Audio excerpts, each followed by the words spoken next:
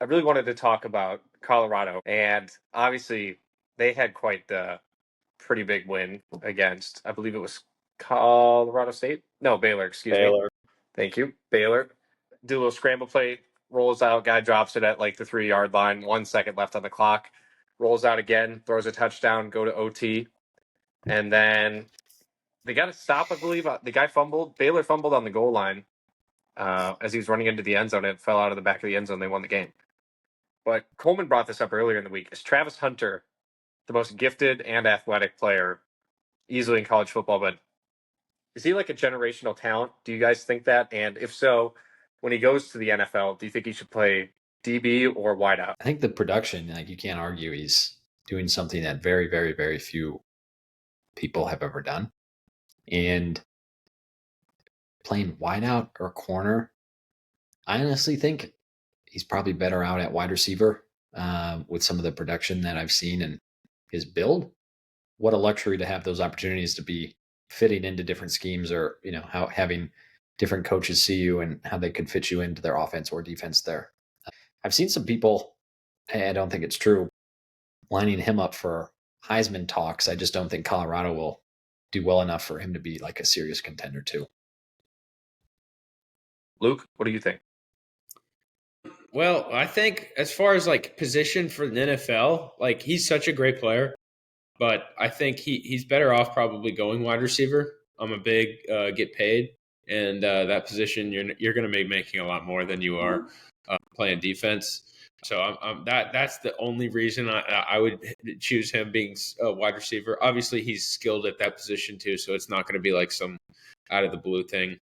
But yeah, no, definitely generational talent. I don't know if he's the best player ever in college football, like ever. I think there's like Cam Newton. He's kind of up there in my mind. He's obviously it's hard to compare. I think just because Travis Hunter is playing two positions and the amount of reps is just absurd. Like his motor and like his endurance is insane.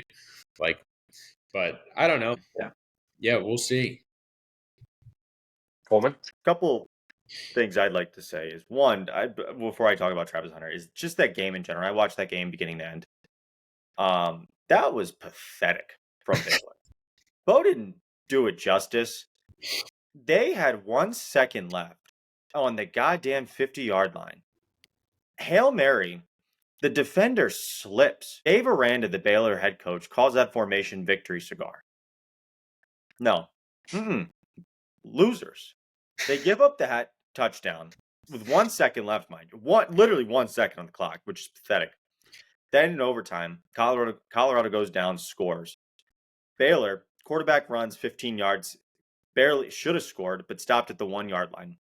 Then they fumble into the goal, into the goal line, goes out for a touchback, and they lose the game. They're up 7 with 1 fucking second left at the end of regulation. How do you not win that game? And yes, some of us are salty. No, I'm not a Colorado fan. I'm damn sure not a Baylor fan, but some of us are salty because they had money on that game. And that's okay. But that also got me to my point. And really the reasoning for my question is Travis Hunter was the one who actually caused that fumble at the goal line. Travis Hunter had some unreal catches in the second half of that game. He did not have a huge impact in the first half. The second half of that game, I think the kid has magnets on his fucking fingers for the football. Some of the catches he makes this year, last year, even at Jackson State are unreal.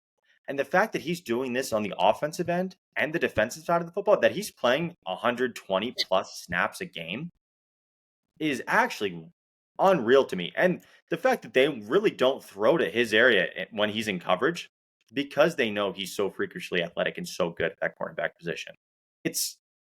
That I don't remember the last person I've seen, maybe Deion Sanders, his coach, was the last person to be this athletic and play both sides of the ball like that. But he really is. I think impact-wise on football, he's not going to go down as the most impactful player. But just pure raw athleticism and talent and football IQ on both sides to play at that high of a level, and the impact that he has on his team, even though his team's not that good, the fact that he can do it all and has that impact to make these game-winning catches, he didn't make the game-winning catch, but still have those game-winning impact plays, and yet pretty much win the game for Colorado is kind of unreal.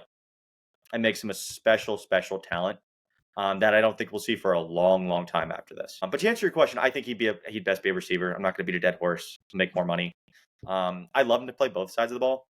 I don't know how practical that is in the NFL in this day and age. But yeah, go get your money. Go be a receiver. Go have some fun. Super talented player. I'm loving the player comps so far. Oh, he already brought up Andrew Wiggins and weaved him in here. Travis Hunter, is he Otani-ish, right? Doing it all. Very impactful for his team. I mean, I don't know. Shocked they haven't let him play quarterback yet. Yeah. Right. The Otani comp, you just have to stay healthy, right? Like, that you seriously just have to stay healthy. Otherwise, it's not going to be any good for you in the long run. So, yeah. And I think I don't know. I was going to say, I wonder like if all these extra plays will hurt his durability going forward. It's not like he's a running back. He's corner and wide receiver. He's not getting destroyed every play. So I don't think so. But yeah, just to think about like the conditioning from going to running routes to then covering other top end wide receivers, not like slot 2-3 guys, number one wide receivers on each team, unfrickin' real. So yeah,